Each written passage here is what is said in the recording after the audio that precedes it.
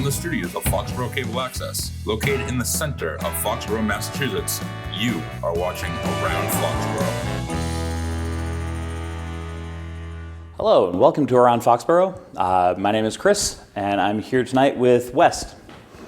Good evening. West, where are you coming from?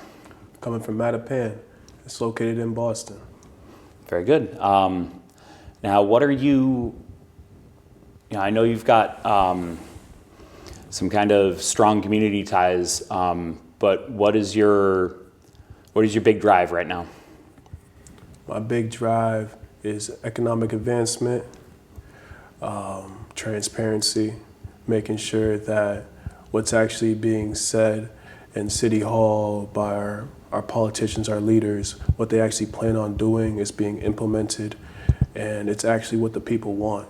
You know, it's one thing if you're doing something in the skies of helping, but it's another thing to actually ask the people what they actually do want before just wasting millions of dollars on something that you may not need or could negatively impact the community.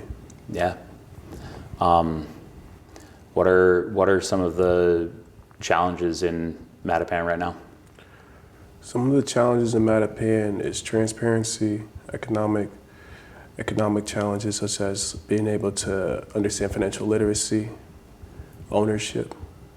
It's very important that we start owning rather than doing anything else. It's important for us to actually build a business because, you know, there's two paths that a lot of people end up taking is living within the chaos or building something that outlives it.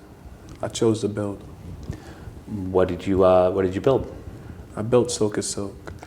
It's about ownership, consistency, discipline. It's about community as well.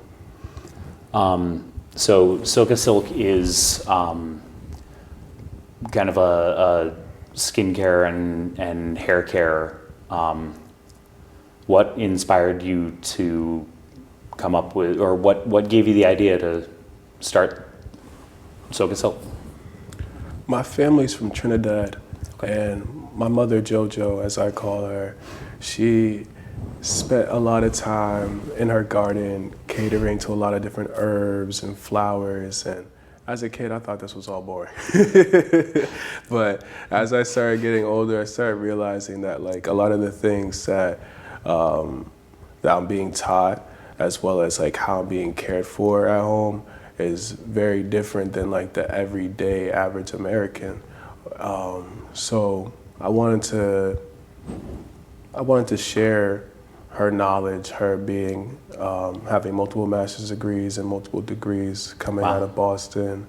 My family coming from Trinidad, me being a first generation American, you know, just I wanted to share that knowledge that she has built over decades and be able to give a solution to a problem. Absolutely. Kind of keeping the traditions, bringing them to the modern.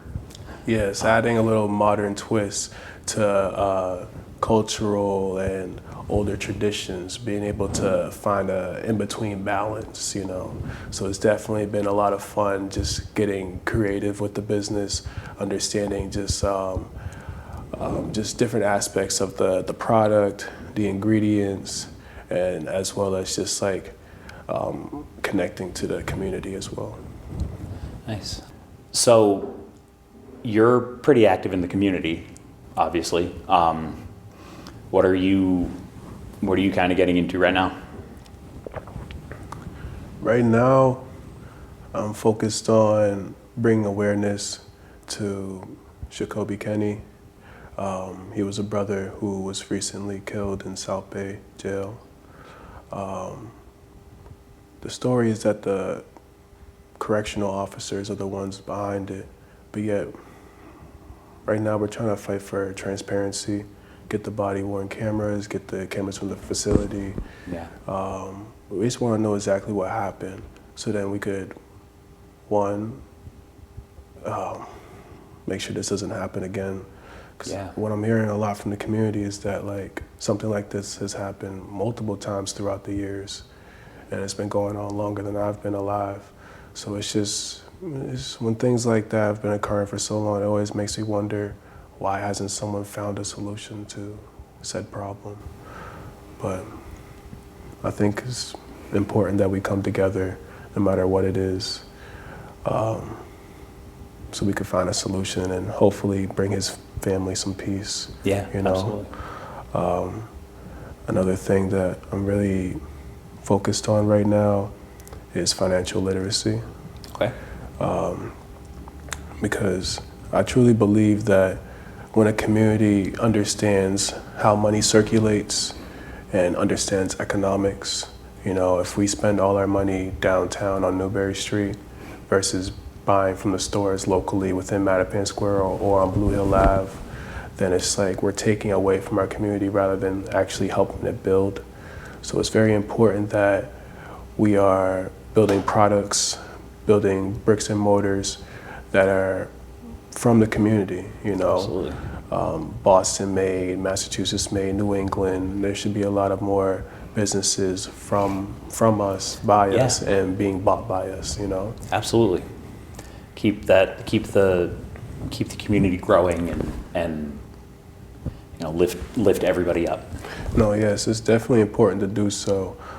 Even recently, one of the local hospitals in the Dorchester Mattapan area has closed down, which is, and it's been a major issue because now that if someone has a life-threatening issue, whether they are older or younger, now they're taking 30 to 45 extra minutes to cut through the traffic, so Blue Hill Ave, or to go into Milton or other towns to go into the other hospitals, because that lower part of Boston doesn't have the same healthcare options now as going to BMC all the way downtown. So I made sure to go around Dorchester, letting thousands of families know, one, about the closure, what they can do about it, how they can access their records and their make sure that they have all their medications that they was taken from those hospitals, and how to transfer the information to a new hospital, as well as letting them know about the current local hospitals that are operating now that, you know, this one is closed and they're planning on possibly turning it into a school or an apartment building. You know, that's another issue right there. You know, because definitely is important that we do have either at least a state-funded or a city-funded of some sort health center within all parts of Boston, you know? Yeah, absolutely.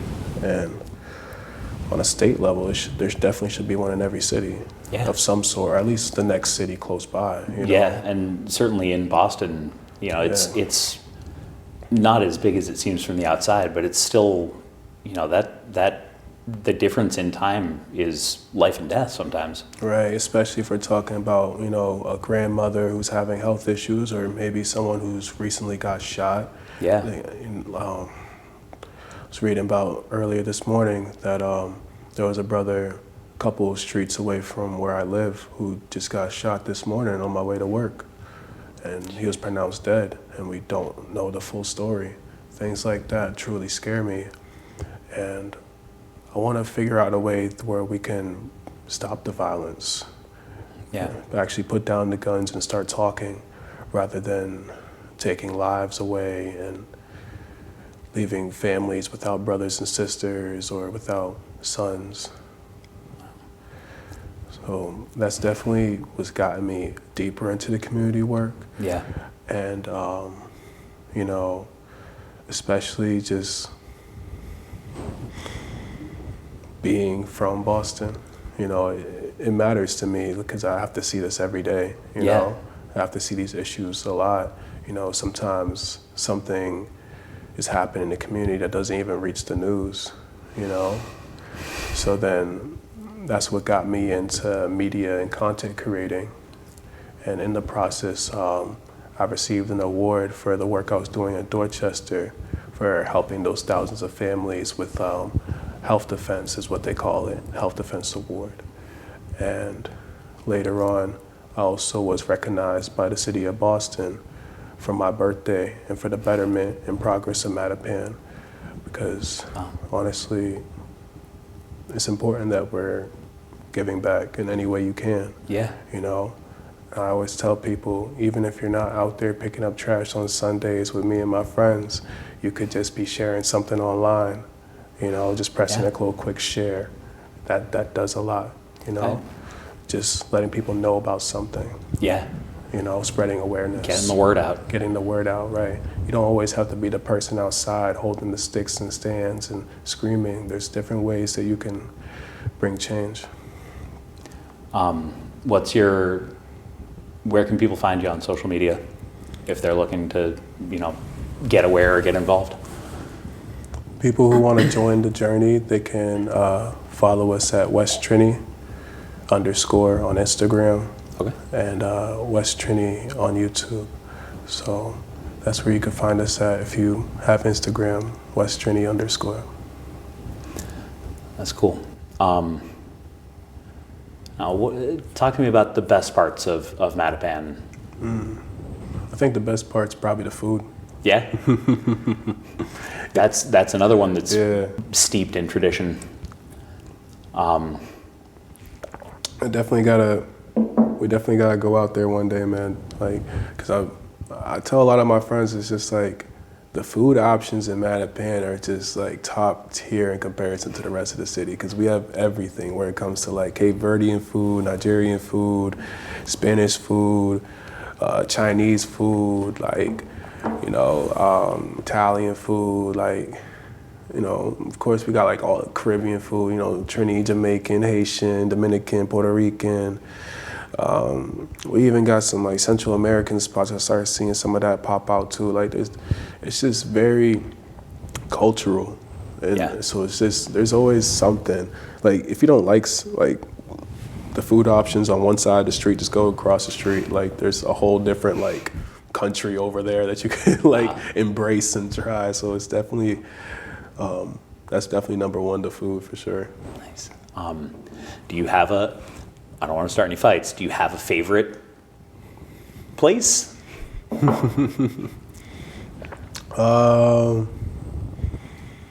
I think one of my like prime snacking places that I like to go for like a quick snack, either before work, after work, or maybe before or after the gym or something like that, would probably be La Foyer. It's a Haitian bakery in Mattapan Square, and they make like out of this world food, man. And even just like the Haitian patties, which are very different from like our traditional Jamaican patty. It's just like the Haitian patties, I'm trying to tell you, man, they taste different. They taste different. It's out of this world, man. Man, as a Trini, it makes me want to, be a Haitian for a day. It's just like, man, like you guys really know how to cook. Like, I'm not gonna lie, man. And then it's just like, living in such a like diverse area, there's a lot of different languages too. Yeah. So I spend time on like Duolingo trying to brush up on my Spanish or brush up on like my Creole, because it's just like you just never really know who you're bumping into on the street, and not everyone speaks English. Yeah. It's something we're learning a lot when it comes to just people coming from anywhere. It's just embracing just diversity, and just it's really nice. It's definitely really nice, man. That's cool. Going back to the community part. Yes. What are some of the biggest wins you've seen in the community, whether you've been a part of them or not? Because I don't know about the folks in Foxborough at large, but I am not keyed into what's going on in Boston as much as I should be. But what are some of the challenges that the community has overcome? I think if we were to start at one point, some of the challenges that I've noticed, well, I'll start with a small one, is the Fairlawn Apartments. Mayor Wu definitely helped with the Fairlawn Apartments, making sure that the residents can stay there way longer than what was anticipated.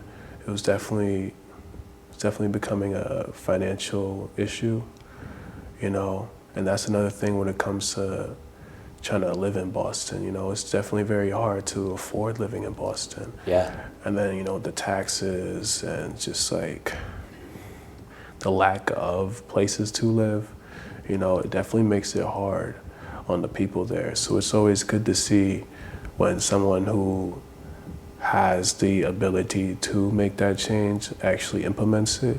Yeah. It's always good to see that, you know. I think, like I said earlier too, is a major challenge is transparency.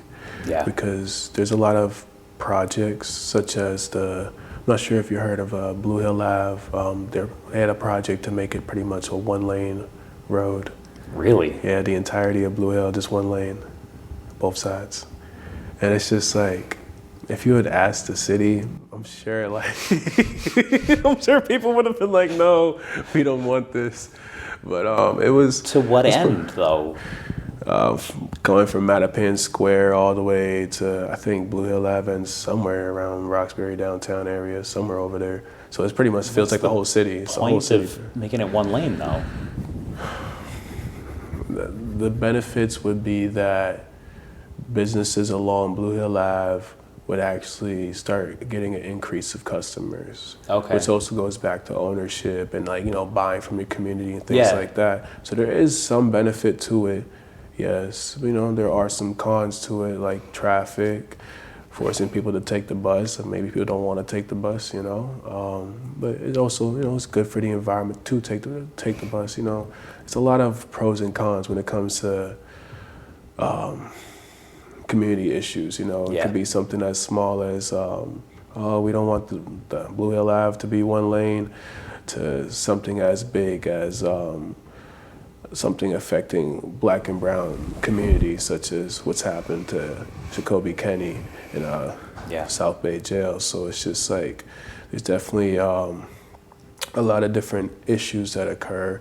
Some stuff is small, some stuff is big, and it's always just trying to find, I guess, a median ground that makes the majority at least content.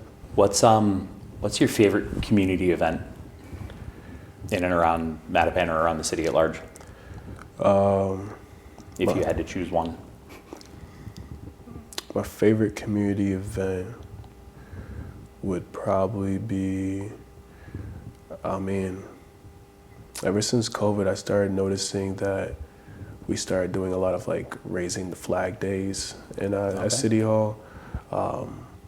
Especially, you know, for when they're doing it for Trinidad, you know, of course, like I like to celebrate that day, you know, with steel drums, eating doubles, roti, chana, being around my family, you know, listening to Trinity music. Our music's called Soca, you know, that's where Soca Silk comes from, you know. Oh, cool. So, you know, the Soca Silk brand, you know, it's not just about like hair and skincare, but it's also about like collectiveness and community. So I'm always trying to teach the people that ownership is very important.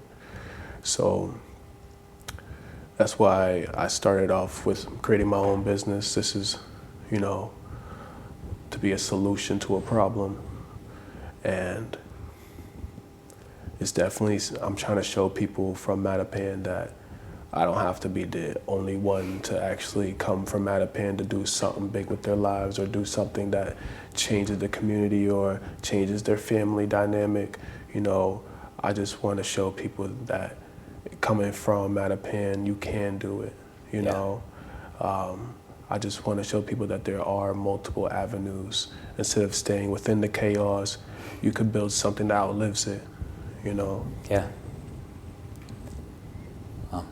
That's an admirable goal.